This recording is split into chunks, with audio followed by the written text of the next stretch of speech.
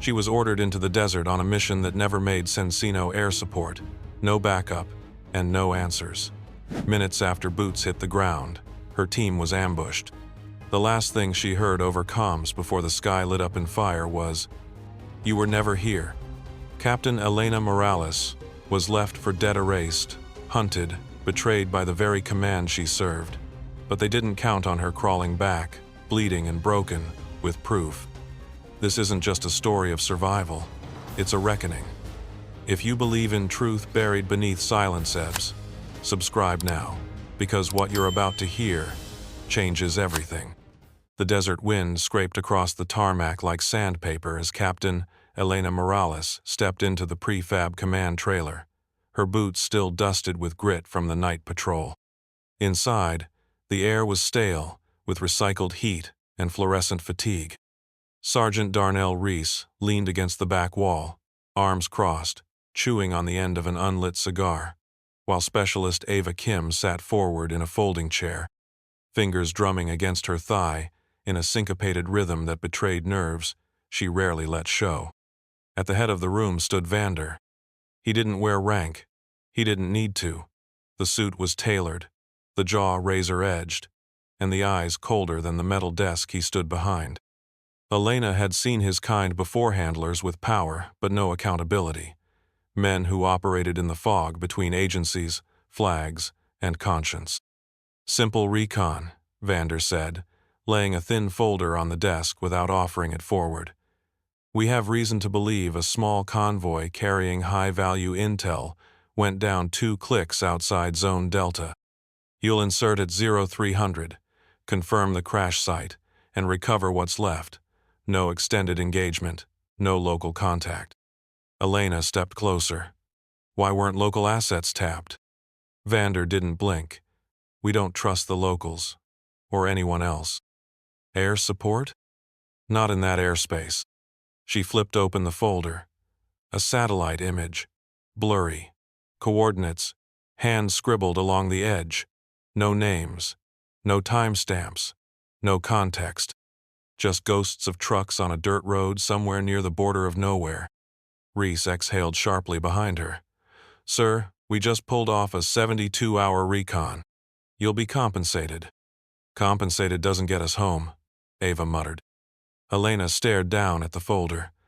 The burn in her gut was more than just bad rations.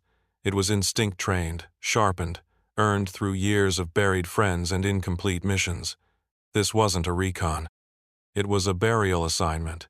They just hadn't been told who was being buried yet. "These orders are direct from National Command," Vander said, voice flat. "If you refuse, you'll be relieved. Permanently." Elena closed the folder. "Wheels up at 0240. We'll pack light," she said quietly, not to Vander, but to her team. And with that, the ghosts began to march. The helicopter cut low through the night air, blades slicing shadows into the valley below. Captain Elena Morales crouched near the open door, eyes fixed on the dark terrain rising to meet them. The red interior lights cast everyone in ghost tones. Sergeant Reese's face stoic and unreadable behind his visor. Ava Kim silently mouthing the cadence of a calming breath, her rifle cradled tight to her chest. No city lights, no checkpoints, no comm towers blinking in the distance. Just the hush of dirt, rock, and trees that swallowed sound like a grave. Their radios crackled with static, but no signal, nothing strong enough to punch through the canyons. There was no overwatch, no drone coverage, no eyes in the sky but their own. "Drop point coming up," the pilot said through a scratchy headset, already banking hard left. The bird kissed the earth with military precision, touching down for less than 10 seconds. Boots hit ground. The helicopter rose again, a dark silhouette shrinking into the stars, and then there was only silence. They moved quickly, low and deliberate, the landscape pressing in around them with each step. Elena kept her eyes on the compass clipped to her vest, guiding them toward the grid Vander had marked. Every 50 meters they paused, listened. Nothing. Then the smoke started. The village came into view just after 300. A ghost town structures burned to their frames, stone walls still radiating heat. A truck lay on its side in the road, riddled with fresh bullet holes. Charred bodies. No sign of survivors. No data drives. No wreckage consistent with a downed convoy. "Something's off," Ava whispered, scanning the rooftops. Elena nodded, lifting her radio. "Raven to command. Confirming arrival at site. Village is compromised. No intel recovered. Requesting." A flash. A snap. Ava dropped before the sentence finished, her helmet clattering as blood sprayed Elena's cheek. Sniper round. Clean.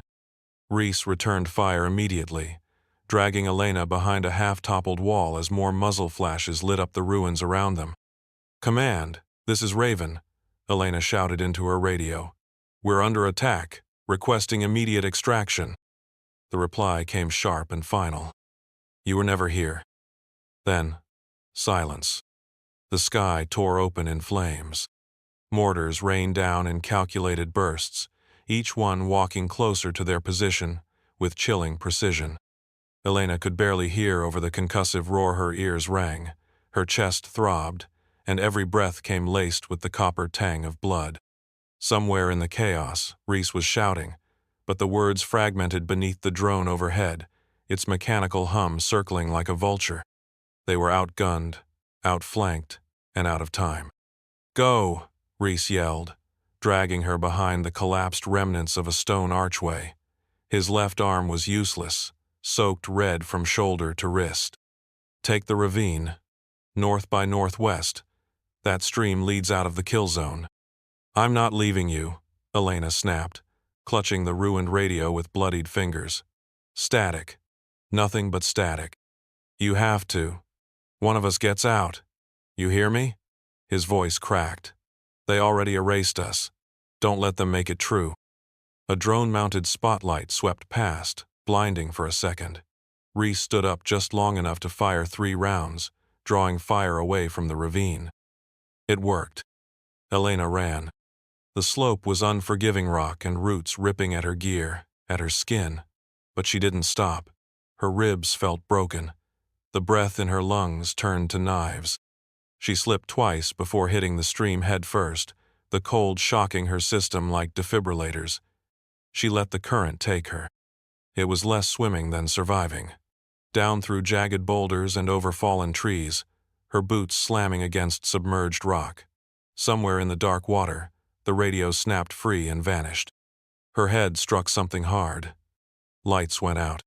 She came to on a bank of shale under a tree that leaned like it had seen too much. The world spun. Her hands shook as she pulled herself upright, coughing water and blood.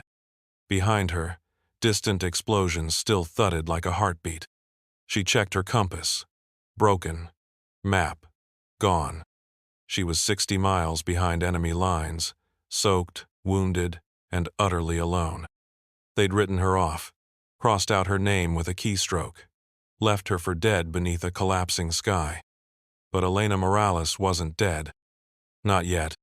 The forest held its breath as Elena moved through it slow, deliberate.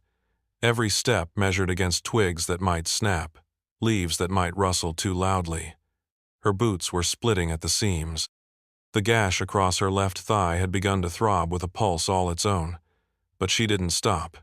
Not anymore. Movement was life. Stillness was death. She traveled by moonlight, staying off roads, avoiding towns, never sleeping in the same place twice. When the sun crept over the hills, she vanished beneath root systems or inside hollowed-out drainage culverts, anything that would hide her shape from passing eyes or the low hum of drone wings. She drank from stagnant puddles, ate raw roots. Once, she killed a field rat with a rock, whispering an apology as she skinned it. Her mind fractured time into increments, hours between patrols, minutes to eat, seconds to listen. She began to hear enemy scouts sweeping through villages, their radios crackling in the dialects she half remembered from training. Words like ghost, female, and American kept surfacing. Then her name. And then came the English. Rogue asset. Armed and unstable. Orders are shoot to kill.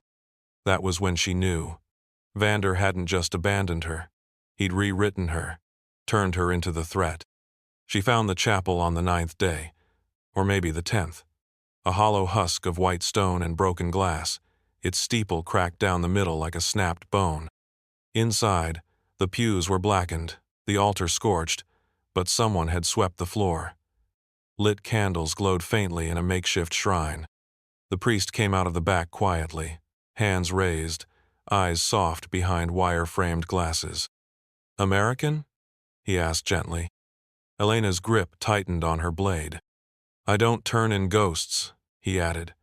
"Not the living ones, anyway." He gave her a cot in the sacristy and half a can of beans. But it was the poster he unrolled that made her stop chewing. Her face, grainy but unmistakable, the word traitor stamped in red. Issued by her own chain of command. She didn't sleep that night. She lay in the dark, staring at the mold-covered ceiling, listening to the storm outside. They weren't just hunting her. They'd buried her. And now, they wanted the grave to be real. The checkpoint came out of nowhere. 1 second Elena was slipping through the edge of a farming village under cover of dawn haze. The next, she heard the hard bark of boots behind her, and radios chirping in clipped, unfamiliar cadence. Patrol. Close. Too close. She dropped the shovel she'd been carrying and fell to her knees beside the irrigation ditch, eyes low, face hidden beneath the stained scarf she'd wrapped around her jaw. Her fingers dug into the wet soil, mimicking the laborers she'd been shadowing for the last 2 hours. Mute, she reminded herself. If they ask anything, you can't answer. 2 soldiers passed close enough that she smelled tobacco and rusted steel. One paused, nudging her shoulder with the toe of his boot. Elena didn't flinch. Just kept scraping mud into a wooden basket like her life depended on it because it did. He moved on. She slipped away just before nightfall, moving with the broken gait she'd observed in the older workers, a limp that masked her real injuries with a false one. It took her 3 days to reach the safe house in the mountains, a crumbling structure hidden beneath a shattered viaduct. There was no light, no fire, just a knock, then silence. Then a girl's voice. "You're late." Lena couldn't have been more than 17. Lean frame, coal-black hair, a jagged scar running from her temple to the corner of her lip. It tugged her smile sideways, but there was nothing broken in her gaze. She didn't ask who Elena was, just handed her a bowl of something warm and sour, then started the lesson. "You walk too stiff," she said, circling Elena like a drill instructor. "You still carry your spine like someone who gets to speak first in a room." They trained at night. Lena showed her how to lose her shape in a crowd, how to use shadows like mirrors, how to speak entire conversations with posture alone. "You want to live?" Lena asked one night. "You have to unlearn being seen." It worked until it didn't. The strike team came just before dawn, silent and precise. Elena saw Lena grab a pistol before the flashbang dropped through the ceiling. Saw her pulled screaming into the mud, a hood snapped over her head. Elena ran. Again. But something inside her cracked as the mountains swallowed her footsteps. Not from fear, not even from grief. From the shame of surviving while the girl who had taught her to disappear vanished before her eyes. The checkpoint had been shelled weeks ago, maybe months. It was hard to tell in a war zone where time blurred like smoke over water. Elena moved through the wreckage with slow, careful steps rifle. Low, breath shallow. The sky above was the color of bruised bone, and the silence clung to everything like frost. She found the body behind what used to be the medical tent. Western, late 30s. Red Cross insignia stitched into the flak vest, now dark with dried blood. One side of her face had collapsed inward from shrapnel, but the ID clipped to her belt was still legible. L. Ashcroft, Field Medic, Geneva Coalition. Elena knelt beside the corpse. There was no one to mourn this woman, no one to report her missing, just her badge, her face close enough in bone structure, her civilian registration codes, still unscanned. Elena's hands moved automatically, stripping the vest, the scarf, the boots. It felt obscene, but survival always did. She used ash from the fire pit and crushed berries to darken her hair, borrowed wire and pliers to reshape the metal photo plate. A shard of mirror showed her the stranger she'd become. From that moment on, Elena Morales no longer existed. Elle Ashcroft did. She walked into towns with her head bowed, flinching at every glance. Her new ID opened a few gates, but not all. Some guards studied her too long. One demanded she speak, and she mumbled something in fractured French about needing water for the clinic. He waved her through without looking twice at the forged credentials. The border was still a week away. By the third day, the fever came back. The leg wound had gone gray around the edges. Her hands shook, her vision swam, and that's when the voices returned. Reese first, this easy baritone cutting through the static of her mind. "Told you not to carry all the weight, Cap. You're not a damn mule." Then Ava, softer. "You're not dying, are you? 'Cause I didn't follow you through 2 ambushes just for you to quit now." Elena walked on, one foot in front of the other, through cracked roads and villages thick with the smell of oil and rot, the dead woman's passport tucked in her chest like a lifeline. Every step hurt. Every breath was borrowed. But still she walked. The compound had once been a provincial government hub, judging by the crumbling signage half buried in ash and broken brick, but now it looked like a ribcage peeled open by fire. Elena crept through its remains with a limp that bit deeper each hour, rifle slung low, senses wound tight like tripwire. Every sound rat scurrying, wind through hollow windows rang too loud in the silence. She'd followed the chatter. Guard stations with nervous eyes.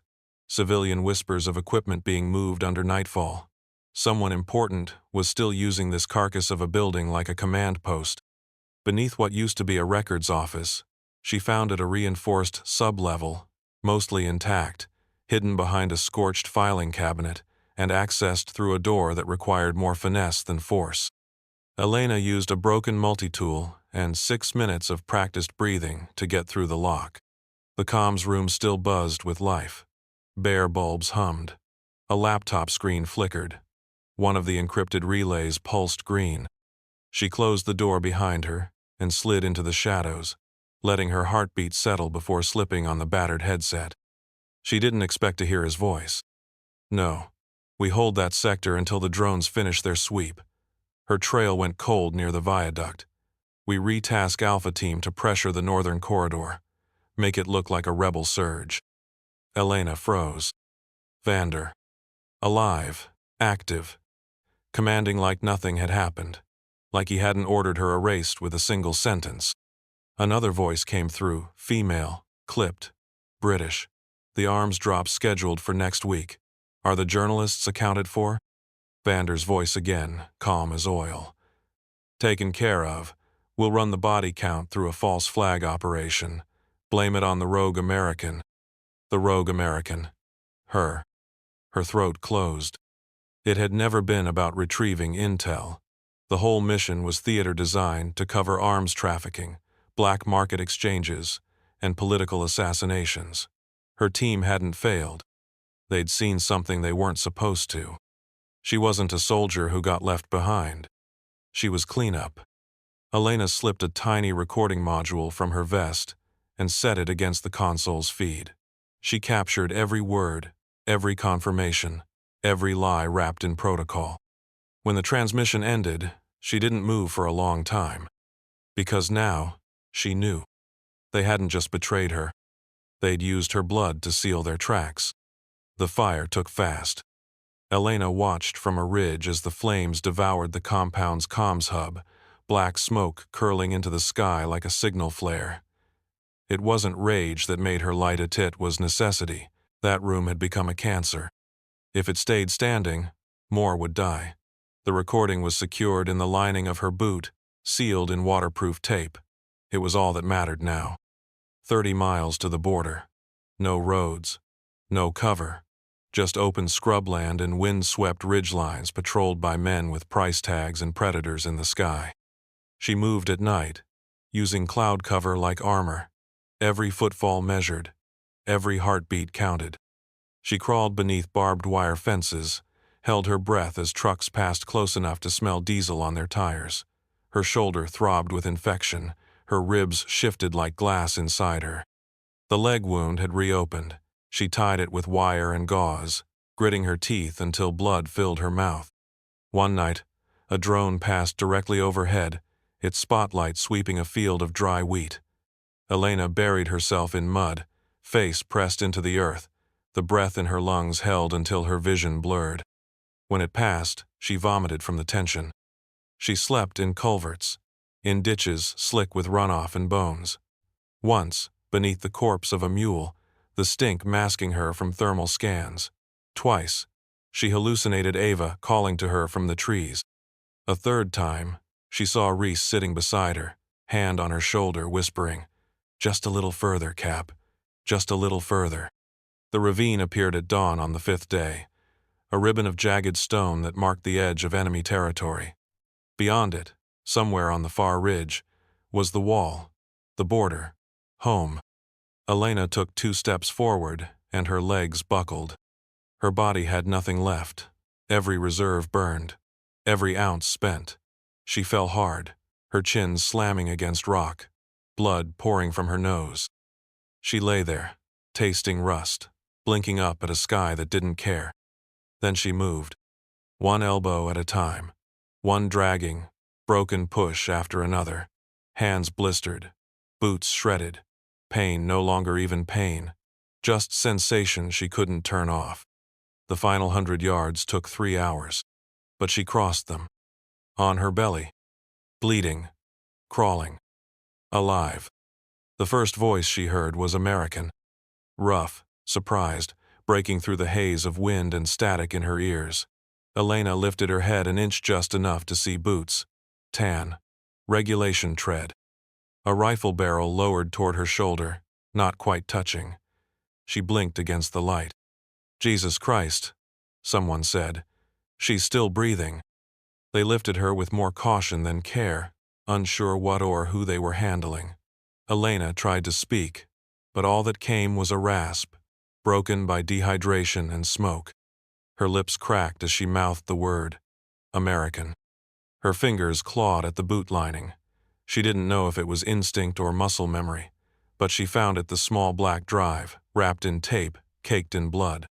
She shoved it toward the nearest figure, a young corporal whose face tightened with confusion. The patrol leader flipped open a tablet and scanned her I-Croft.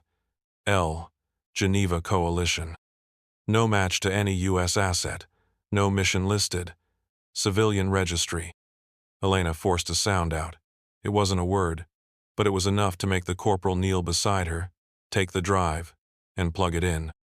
Then came Vander's voice. It spilled out into the mountain air like poison. Calm, articulate betrayal, false flag attacks, fabricated dossiers, the erasure of a ranger team for operational convenience, names, coordinates, orders that never should have existed. The corporal's face changed. Everything changed. Within the hour, a medevac arrived under cover of classified clearance. No calls were made. No records created. Elena was bagged, tagged, and moved to a black site hospital buried somewhere beyond the map she used to know. She woke in a room with no windows. The lights hummed, sterile and bright. Her wounds had been cleaned, her legs stabilized, her IV line dripping at a steady pace. Monitors beeped in rhythm with her heart. But the badge on the man standing at her bedside said, "Everything no rank, just DOD Special Liaison." "You shouldn't exist," he said flatly. "But you do." Elena stared at him, her voice a whisper carved from gravel. "Now they know the truth." He nodded once. That's the problem and the solution. She didn't ask what came next. She already knew. The hallway smelled like antiseptic and dust clean, but old, like the place had been waiting a long time for something to matter.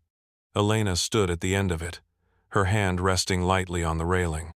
The prosthetic clicked softly with every shift of her weight, a sound she was still learning to ignore.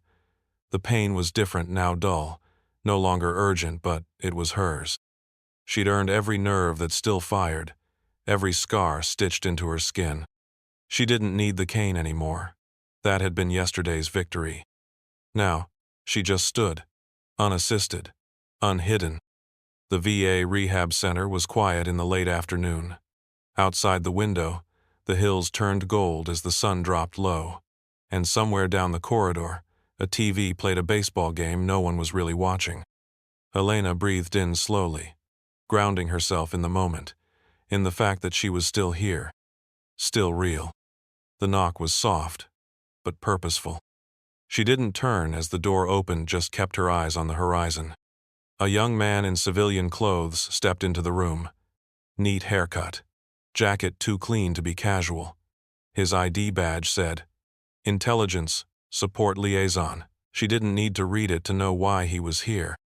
He held out an envelope. Plain. Heavy. They're giving you a choice, he said. Fade, or testify. Elena took it with steady hands. Inside, a passport. New name. New nationality. New life. Clean slate. Her thumb traced the embossed seal. She stared at it for a long time. Not because she didn't know what to do, but because she did. Every cell in her body wanted rest. Quiet. Disappearance. But rest wasn't what she'd fought for. It wasn't what Reese and Ava had died for. And it wouldn't bring down the people still using war like currency, burning lives to balance ledgers. She looked out the window again. I already walked out of hell once, she said quietly, slipping the passport back into the envelope. Let's see if I can bring some light back in. Later, as cameras clicked and officials whispered behind tinted windows, a woman in civilian clothes stepped onto the Capitol steps. Head high, spine straight. Not a ghost anymore. Just Elena, ready to speak.